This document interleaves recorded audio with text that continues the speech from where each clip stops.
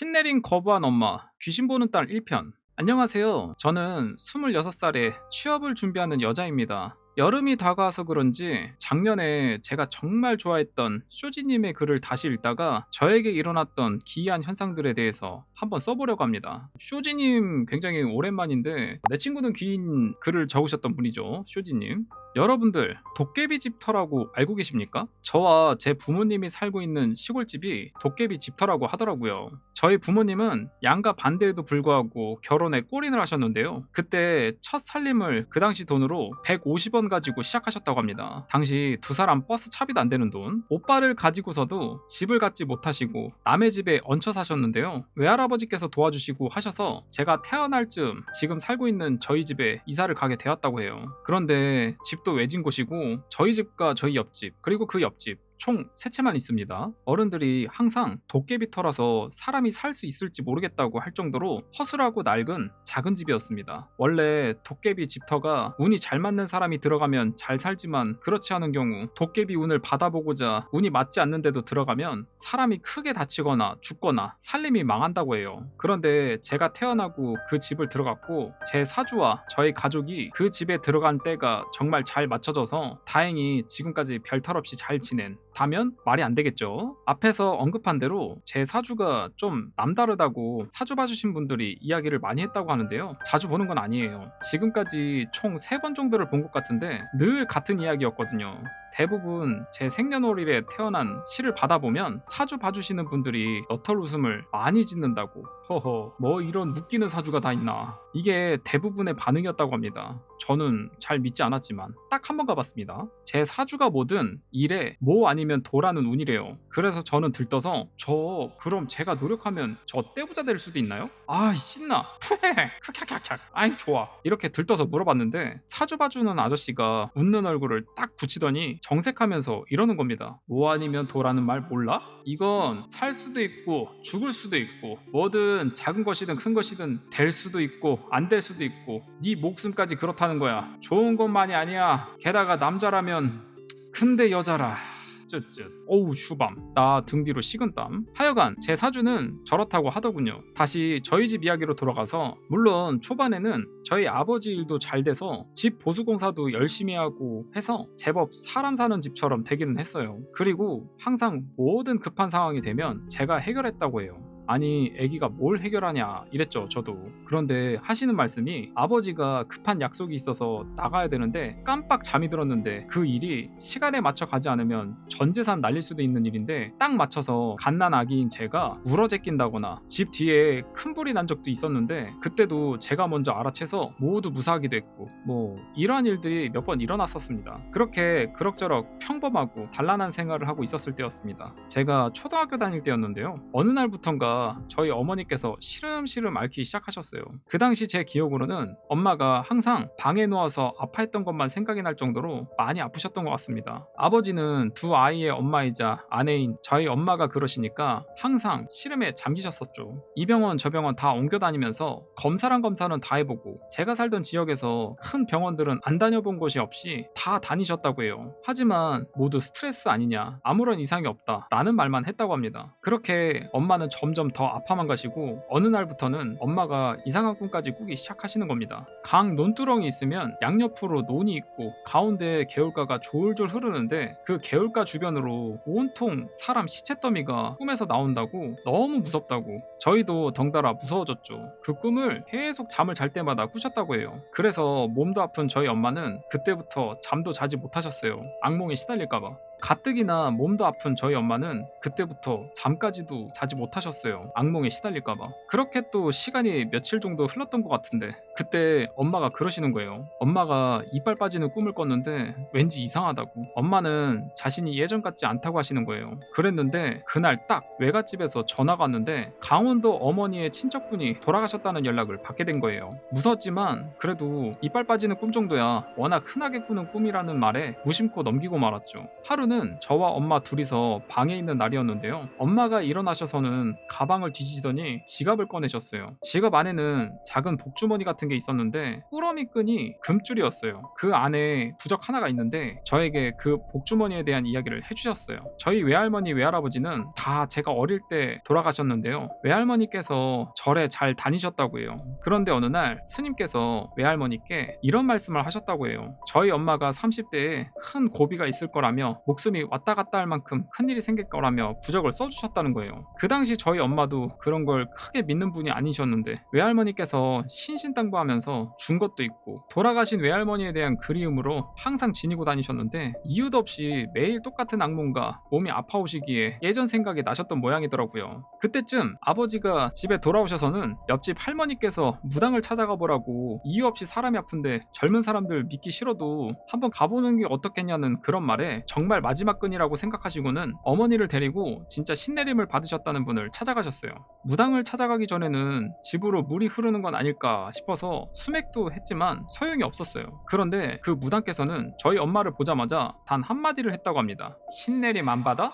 저희 아버지와 어머니는 경악을 금치 못했다고 합니다. 저희 엄마는 다른 어머니들처럼 유난히 모성이 강하신 분이었는데요. 자기가 죽으면 죽었지 우리 아이들한테 피해가는 일 못한다고 절대 거부를 하셨던 모양이에요. 엄마가 어릴 때 엄마 또래였던 사촌도 어릴 때 무병을 앓아서 문 밖에 온 사람이 누군지도 맞출 정도로 용한 무당이 되었다고 하더라고요. 그 모습을 본 엄마로서는 절대로 신내림 같은 거 받을 수 없다고 거부를 하셨고 지금 당장 악몽 같은 것만이라도 안 꾸게 해달라는 저희 부모님의 부탁에 무당은 집 뒤에 나무가 하나 있는데 그거 뿌리까지 뽑아서 불로 태워 없애야 한다고 꼭 불로 태워야 한다고 했다고 합니다. 반신반의해서 집에 돌아오신 아버지는 집 뒤에 가셔서 정말 나무가 집 가운데 쪽에 자라있는 걸 보고 당장 나무를 캐서 불로 태우셨다고 합니다. 그 뒤로는 정말 거짓말같이 엄마의 악몽이 사라졌어요. 원래 신내림 거부하면 사람이 크게 아프거나 죽을지도 모른다는 말 많이 들으셨을 겁니다. 하지만 저희 어머니는 아직까지 신내림을 거부하면서 자주 아프시긴 합니다. 건강하시고요. 봐주시는 분이 계신다면 2탄 나갑니다. 여기까지는 딱 초입 단계니까요. 신내림 거부한 저희 어머니의 엄청난 기싸움과 제가 봤던 그 기이한 현상들은 다음 편에 쓰도록 할게요. 굿나잇 이라고 하면서 신내림 거부한 엄마 귀신 보는 딸 1편이 마무리가 되었습니다. 1편에서는 이제 그 어머니가 아프셨는데 이게 알고 보니까 신병이었네. 근데 제목 자체가 지금 보니까 신내림을 거부한 엄마잖아요. 그러니까 현재까지 지금 신내림을 계속 거부를 하고 있다는 건데 야 이게 괜찮은 건가? 그리고 이제 귀신 보는 딸인데 지금 딸에 대해서는 이게 글쓴이인데 아직까지는 이렇게 정확하게 나오지는 않았거든요. 지금 취업을 준비한다 이렇게까지만 나와 있는데 야 이게 엄마한테 안 가면은 딸로 갈 텐데. 여튼 이런 분인데 또 이분이 또 쇼지님의 글을 보면서 본인의 이제 뭔가 또 경험담을 살려서 얘기를 한번 해봐야겠다 이렇게 생각을 해서 글을 쓰신 것 같습니다. 신내림 거부한 엄마 귀신 보는 딸 2편 새벽에 글을 올렸는데 또 올려달라고 하셔서 저도 들뜬 마음에 다시 컴퓨터 앞에 앉았습니다. 그리고 댓글 중에 신내림이 자식에게 내려올 텐데 왜 그걸 안 받았냐고 자식을 위한다면 받고 그걸 자식에게 물려주지 말아야 하는 거 아니냐고 하시는 분이 계셨는데요. 저는 위한다고는 안 했지만 이게 뇌물림 된다고 얘기를 하긴 했었죠. 그거를 이제 댓글로 다셨구나. 어떻게 보면 맞는 말일지도 모르죠. 저는 아직 20대 중반이고 언제 그런 일이 저에게 올지도 모릅니다. 하지만 많은 분들께선 신내림이라는 것을 잘못 인식하고 있는 부분이 있습니다. 살아있는 사람에게는 신기가 다 있습니다. 신내림이 있으면 신가름도 있는 것이고요. 또한 신내림은 자신이 선택하는 것이지 강제는 없다는 말을 들었습니다.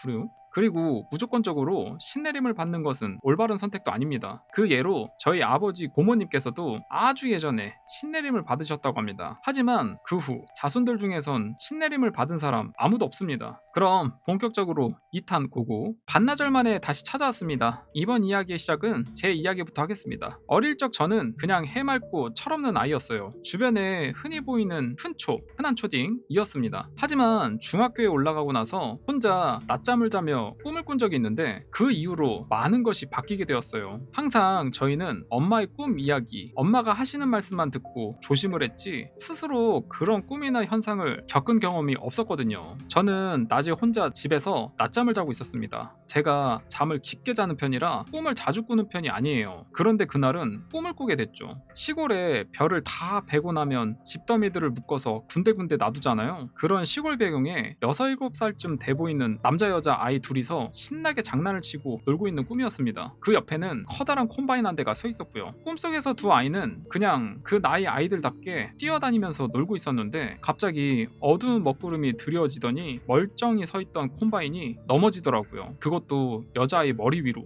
그 순간 저는 눈이 떠졌어요. 너무 끔찍한 순간이었거든요. 그래서 전 잠에서 깨고 숨을 고르고 있었습니다. 그때 밖에 아버지 차 소리가 들려서 인사드리려고 나가는데 보조석에서 엄마가 머리에 붕대를 감고 오시는 거예요. 저는 너무 놀라서 무슨 일이냐고 물었는데 달리는 차 안에서 문을 잘못해서 건드렸는데 그 문이 열려버려서 엄마가 떨어지셨대요. 그때 머리부터 떨어지게 되셨다고 하더라고요. 저는 그 순간 정말 얼어붙고 말았습니다. 제 꿈에 나왔던 일이 현실에서 그대로 나타나자 정말 혼란스러웠습니다. 무섭기도 했고요. 무서운 마음에 꿈 이야기를 엄마에게 했는데 엄마는 어린 제가 놀라지 않게 그럴 수도 있는 일이라고 하시면서 절 안심시켰고 저는 또 잊고 평소의 중딩으로 돌아가 평범한 생활을 지낼 거라고 생각을 했지만 그 후부터 저는 가위에 자주 눌리게 되었어요. 엄마랑 옆으로 누워서 TV를 보다가 깜빡 잠드는 순간에도 가위를 눌리고 혼자서 제 방에서 잠을 자다가도 가위에 눌리고 저는 정말 날이 갈수록 말라갔습니다. 제가 가위를 눌릴 때 나타나는 현상들은 독특하게도 목이 졸린 듯 숨쉬기 힘들다거나 가슴이 묵직하게 눌려져서 터질 것 같은 느낌을 많이 받는 편입니다. 그때마다 엄마가 저를 깨웠습니다. 항상 이상한 느낌에 잠자는 저를 쳐다보면 제가 평온해 보이지만 흐느끼는 것만 같은 느낌을 받았대요. 누가 봐도 평온하게 잠을 자는데 엄마만 그렇게 느끼는 게 아닐까 싶었지만 혹시나 싶은 마음에 저를 흔들어 깨우면 제가 가위에서 깨어나고는 했어요. 가위까지는 괜찮았습니다. 가위는 많은 분들이 경험하는 일이기도 했고요. 말라가는 것은 어쩔 수 없었지만 그래도 괜찮다고 생각했습니다. 그 일이 있기 전까지는. 가족이 단체로 나들이를 갔던 날이었습니다. 즐겁게 놀면서 집에서 돌아오는 길이었어요. 저와 오빠는 피곤함에 잠을 잤고 저 혼자 깼습니다. 엄마랑 아빠는 두 분만의 이야기에 심취하셨기 때문에 저는 혼자서 창밖 구경을 했어요. 그때 시간이 아주 어두운 밤은 아니고 바깥 풍경이 어두컴컴하지만은 어느 정도는 보일 만큼의 빛이 남아있던 시간이었습니다. 그때 제 위치가 보조석 뒷자리였는데 멀뚱멀뚱 창밖을 구경했어요. 그때 차가 터널에 들어섰습니다. 저는 벽면에 비치는 주황빛 조명의 개수를 세고 있었어요. 정말 어렸습니다. 세워진다고 세워질 수 있는 차의 속도가 아닌데 세고 있었거든요. 고개를 들어 위를 쳐다보다가 지쳐서 다시 고개를 내려서 벽면을 보는 순간 저는 심장이 멎을 뻔했습니다. 머리를 풀어헤친 8살에서 9살 정도 되어 보이는 여자아이의 눈과 딱 마주치고 만 것입니다. 터널이 꽤 길었는데 저는 눈도 깜빡할 수가 없었습니다. 피할 수가 없었어요. 몸은 앞을 향하고 있고 고개만 옆으로 돌려서 저를 쳐다보고 있는 모습이었습니다. 차의 속도가 느린 것도 아니고 다만 터널의 길이가 길었는데 그 시간 내내 그 여자아이는 달리는 것 같은 모습이었어요. 정말 소름 끼쳤습니다. 터널이 끝나갈 쯤에 그 아이의 표정이 조금씩 변했습니다. 조급해하는 표정이었거든요. 저는 정말 너무 무서웠습니다. 하지만 차는 이내 그 터널을 벗어났고 그 순간 그 아이의 얼굴이 눈앞에서 사라졌습니다. 저는 너무 놀라 바로 뒤를 쳐다봤고 그곳엔 아까 우리 차를 따라 달리던 그 아이가 웃으면서 서 있더군요. 너무 끔찍했습니다. 저는 완전 발악하면서 엄마 아빠에게 이 이야기를 했습니다. 하지만 두 분은 전혀 모르셨던 것 같더라고요. 저는 미칠 것 같았어요. 꼭 엄마 아빠의 관심을 끌기 위해 하는 거짓말이라는 듯한 반응이었습니다. 어떻게든 진짜라며 설득하고 싶어서 말을 했는데 엄마는 괜찮다고 피곤해서 네가 헛것 본 걸 수도 있다며 저를 안심시키고 저는 그 엄마의 말에 또 안심을 하고 무서웠지만 그렇게 시간은 지나갔습니다. 나중에 들은 이야기지만 엄마는 제 말을 믿으셨다고 해요. 저희 엄마는 자주는 아니지만 아프고 난 뒤에 몇 번 이상한 것들을 보셨다고 하시더라고요. 그 당시엔 제가 너무 놀라 있어서 저를 진정시키기 위해 그런 말씀을 한 거라고 하시더라고요. 이게 저와 그들의 첫 번째 만남이었던 것 같아요. 물론 그때는 아무 일 없었지만 만약 차가 고장이 나서 그 터널에 멈췄다면 이라는 생각을 하면 아직도 온몸에 소름이 돋을 만큼 끔찍합니다. 어머니께서는 집 뒤에 나무를 태우고 난 뒤에 정말 거짓말처럼 악몽을 꾸지 않으셨습니다. 하지만 엄마의 감인지 무엇인지 모르지만 엄마는 그 후부터 꿈을 자주 꾸시더군요. 꿈에서 불길한 꿈을 꾸었다 하고 아침에 우리에게 신신당부를 하면 꼭 무슨 일이 일어났습니다. 그 일 중에 가장 최근에 일어난 사건을 이야기해 볼게요. 저희 오빠는 2010년에 경찰 공무원에 합격을 했습니다. 와, 최근 일이 2010년? 이때 20대 중반이셨으니까 지금 거의 뭐 40대 후반? 되셨겠네. 준비 기간이 긴 만큼 불안감도 많았을 거예요. 그래서인지 엄마는 오빠가 시험을 치르기 전날 밤이면 항상 꿈을 꾸셨습니다. 한 번은 저희 친할아버지 댁에 아주 예전 물이 안 나왔을 때 우물에서 물을 퍼와서 사용했다고 해요. 그런데 꿈에 그 우물이 나왔대요. 엄마는 그 우물로 물을 기르러 가셨는데 시꺼멓고 매끈매끈한 물개처럼 생긴 동물이 있더래요. 아니 이런 시골에 웬 물개가 있는 거야? 라는 생각을 했는데 세상에 이 물개가 엄마를 보고서는 신나게 박수를 치더랍니다. 엄마는 신기하고 귀엽다고 좋아하셨고 꿈에서 깨고 시험을 보고 돌아오는 오빠에게 엄마가 물개 나온 꿈을 꿨는데 얘가 아주 신나서 박수 치는 거야. 너 합격이야 합격. 님들 다 아셨겠죠? 오빠 표정 굳었습니다. 물개 아주 미끄럽고 매끈하잖아요. 실제로 오빠는 탈락의 쓴맛을 봤죠. 잘못됐네. 다음번 시험 때도 엄마는 꿈을 꾸셨어요. 이번에는 1차 합격 때는 아무런 꿈을 꾸지 않으셨지만 최종 발표일 때 꿈을 꾸셨습니다. 꿈속에선 어두컴컴한 벽면에 액자들이 나란히 걸려 있더랍니다. 그 액자들 속에는 건장한 청년들 사진이 쭈루루 한 명씩 걸려 있었는데 그중 정 가운데 있는 액자는 빈 액자였답니다. 엄마는 꿈에서 깨셨고 이번에도 이 빈 액자는 오빠를 위한 거라며 널 위해 비어져 있었다고 좋아하셨어요. 하지만 오빠만 빼고 합격을 했어요. 오빠와 함께 준비한 분들 크크크크 그 빈액자는 오빠 것이 맞았을 거예요. 합격하지 않아서 오빠 사진이 없었던 거라고 생각합니다. 아 해석이 너무 잘못됐네. 그럼 꿈을 꾸면 안 좋은 거 아닙니까 이 정도면? 마지막 꿈은 이번에도 오빠가 최종 시험만 남았을 때 꾸셨어요. 엄마 꿈속에 조상님들이 나왔을 때 그다지 좋은 일은 많이 생기지 않았어요. 하지만 예외인 경우가 있었는데 그게 바로 외할머니와 외할아버지가 엄마 꿈에 나타나실 때였습니다. 꿈속에서 엄마는 집 앞 화단에 물을 주고 계셨는데 외할머니와 외할아버지가 오시더래요. 그날따라 꽃이 화사하게 피어 있어서 꿈속 기분도 굉장히 좋았었대요. 하지만 외할머니 외할아버지를 보시고는 저희 엄마는 따라가겠다고 울고불고 매달렸다고 해요. 외할머니 외할아버지 살아계셨을 때 저희 엄마를 정말 애지중지 키웠었던 딸이라고 들었어요. 할머니 할아버지께서는 너는 오면 안 돼. 다 버텼는데 이러면 안 되지. 이런 말을 남기시면서 얼굴을 봤으니 됐다고 돌아가려고 하셨대요. 그때 엄마가 주머니를 마구 뒤져 있는 돈을 다 쥐어드렸대요. 할머니 할아버지께선 살아생전 군것질거리를 많이 좋아하셨거든요. 절대 못 오게 하니 갈 수는 없고 가시는 두 분의 모습을 보고 하염없이 울기만 하셨대요. 꿈에서 깬 엄마는 슬퍼하시면서 이번엔 잘 모르겠다. 너무 슬프다고. 하지만 할아버지가 도와주려고 나타난 것만 같다고 하셨는데 정말이지 신기하게도 오빠는 합격을 했습니다. 아니라면 할 수 없지만 저는 외할머니 할아버지께서 도와주시려고 온 거라고 믿고 싶어요. 많은 분들은 귀신 퇴치나 이런 부분에 대해 많은 관심을 보이실 거라고 생각해요. 하지만 저는 아직까진 그들을 보기는 하지만 달래서 어디를 보낸다거나 어떠한 조치를 할 수 있는 능력은 없습니다. 그저 눈에 보일 뿐이죠. 참고하셨으면 해서 이야기합니다. 읽어주시는 분들 괜찮다면 3탄 고고하겠어요. 본격적인 그들과의 만남에 대해 이야기하도록 하겠습니다. 라고 하면서 신내림 거부한 엄마, 귀신 보는 딸 2편이 마무리가 되었습니다.